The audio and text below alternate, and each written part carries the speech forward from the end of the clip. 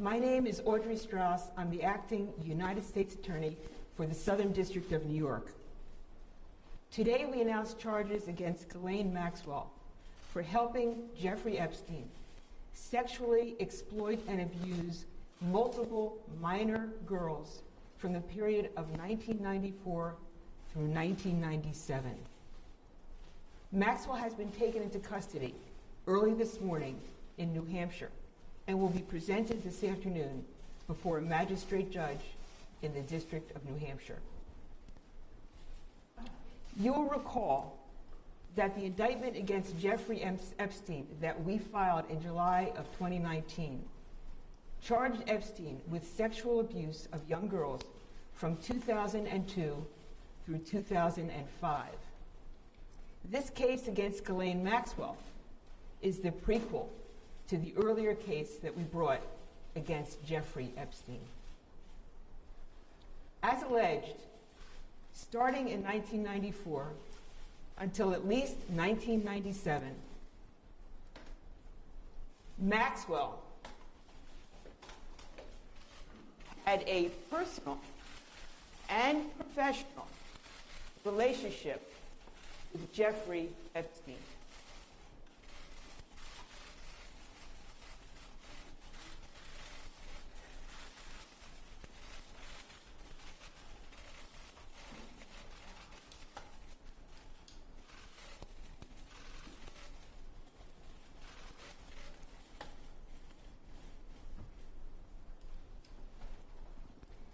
Maxwell was among Epstein's closest associates and helped him exploit girls who were as young as 14 years old.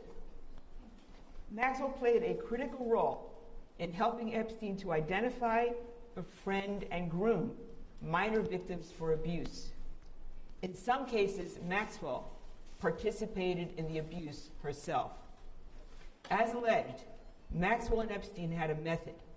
Typically, they would befriend these young girls by asking them questions about their lives, pretending to be taking an interest in them. They would take them to the movies and treat them to shopping trips. Maxwell would encourage these young girls to accept offers from Epstein to pay for their travel and their education, making these young victims feel indebted to Jeffrey Epstein. After developing a rapport with the victims, Maxwell then tried to normalize sexual abuse with a minor victim through a process known as grooming. For example, Maxwell would discuss sexual topics with the victim and undress in front of the victim, or be present for sex acts involving the minor victims and Epstein. Maxwell's presence as an adult woman helped put the victims at ease. As Maxwell and Epstein intended, this grooming process left the minor victims susceptible to sexual abuse. That abuse included sexualized massages during which the minor victim was fully or partially nude. These sexualized massages developed into sexual encounters for which Maxwell, in some instances, was present and participated. Maxwell and Epstein worked together to entice these minor victims to travel to Epstein's residences, depicted on the other chart at the front of the room. His residence in New York City on the Upper East Side, as well as Palm Beach, Florida, and Santa Fe, New Mexico. Some of the acts of abuse also took place in Maxwell's residence in London, England. In addition to allegedly enabling and participating in the sexual abuse of young victims, Maxwell compounded her crimes by repeatedly lying in 2016 when she was questioned under oath. And we have charged those lies in 2 perjury counts.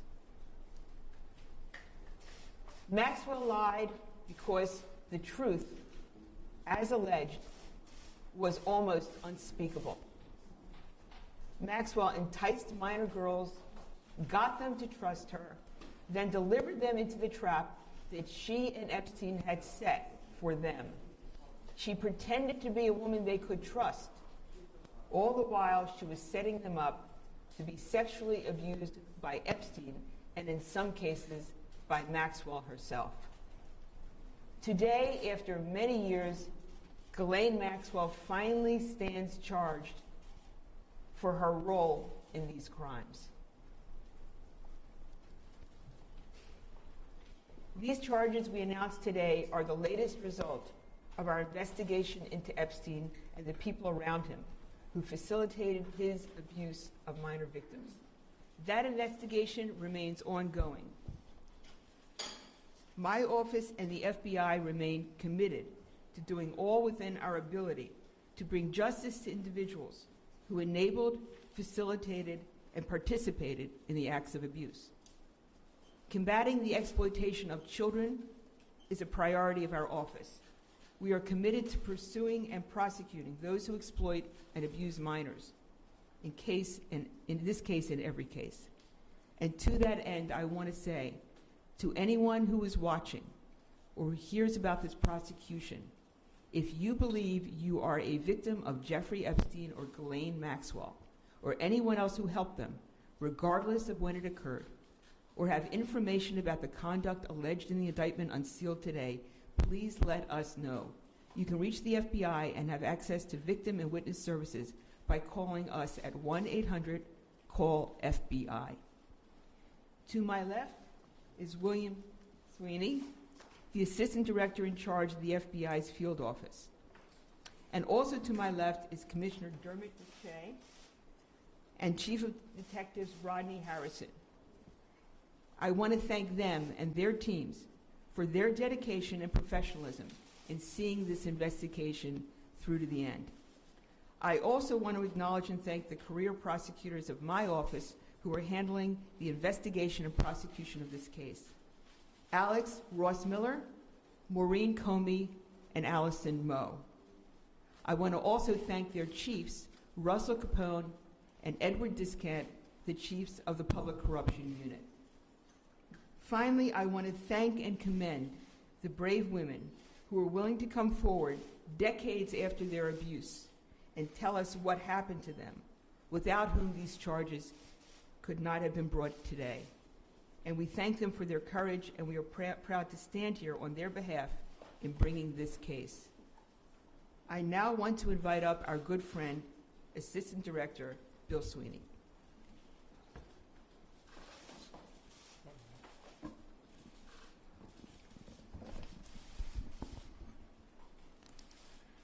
Thank you, Audrey. Almost 1 year ago, when our offices stood before you and announced the arrest of Jeffrey Epstein, I stated that preserving the innocence of children is among the most important responsibilities we carry as adults. Too often, adults in our society have turned a blind eye to the type of criminal behavior that we announced back then and announce again today. The villains in these outrageous crimes are the adult perpetrators, not the youth, who are our neighbors, our students, vulnerable foster children, and teens seeking support. Today, we announced the arrest of one of the villains in this investigation. Early this morning, Ghislaine Maxwell was arrested in Bradford, New Hampshire, by FBI special agents and NYPD detectives from the FBI NYPD Crimes Against Children Task Force. Our team from New York was assisted by special agents assigned to our Boston, Newark, New Haven, and Albany field offices. We have been discreetly keeping tabs on Maxwell's whereabouts as we worked this investigation, and more recently we learned she had slithered away to a gorgeous property in New Hampshire, continuing to live a life of privilege while her victims live with the trauma inflicted upon them years ago. We moved when we were ready, and Ms. Maxwell was arrested without incident. Like Epstein, Ms. Maxwell chose to blatantly disregard the law and her responsibility as an adult, using whatever means she had at her disposal to lure vulnerable youth into behavior they should never have been exposed and which creates lasting harm.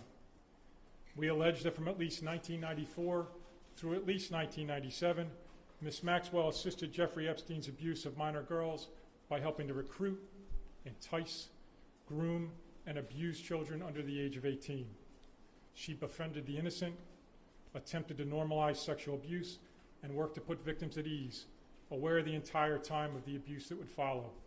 When questioned about her conduct in 2016, we allege Ms. Maxwell lied under oath. I'd like to take a moment again to speak directly to the victims. There never was, nor shall there be, an excuse for the criminal behavior you were subjected to.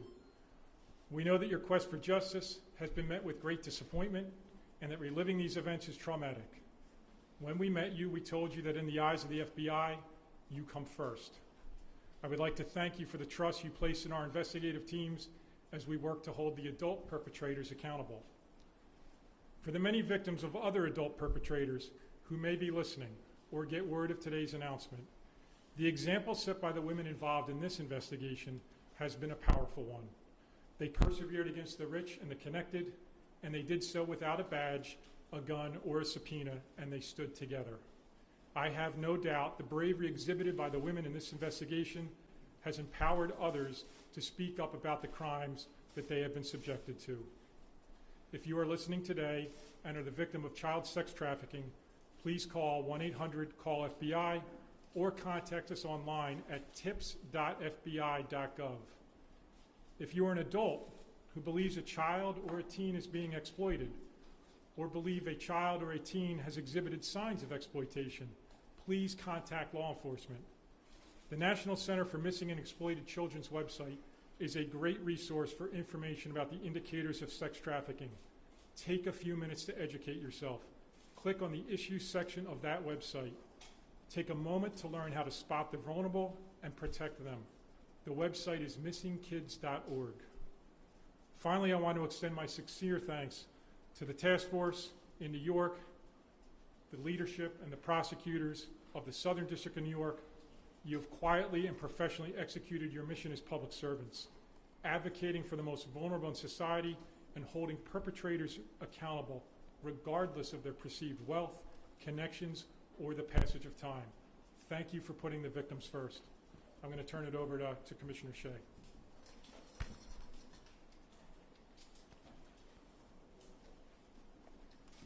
Good afternoon, everyone. Audrey, Bill, thank you for the opportunity to speak here today.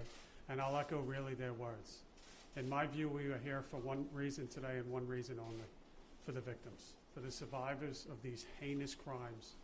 And I will remind everyone that although we are talking about periods of time 20 or close to 30 years in the past, for the victims, the survivors of these sexual assaults, these crimes are as fresh today and the impact that they caused on their psyche as they were then. I want to take a special moment to thank Chief Rodney Harrison and the men and women of the New York City Police Department that worked on this case hand in hand with Bill Sweeney's special agents. Thank you.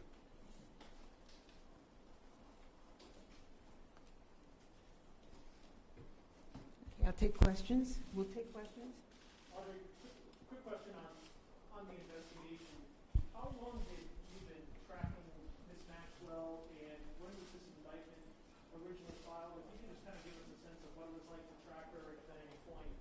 You know, you lost track of her. What was going on over the past couple of weeks?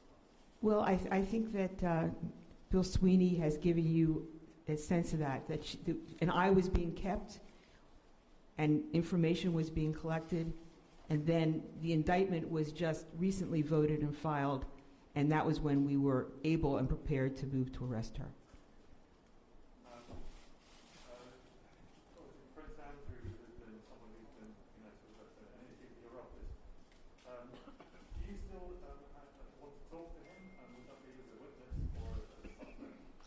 I'm not going to comment on anyone's status in this investigation, but I will say that we would welcome Prince Andrew coming in to talk with us. We would like to have the benefit of his statement.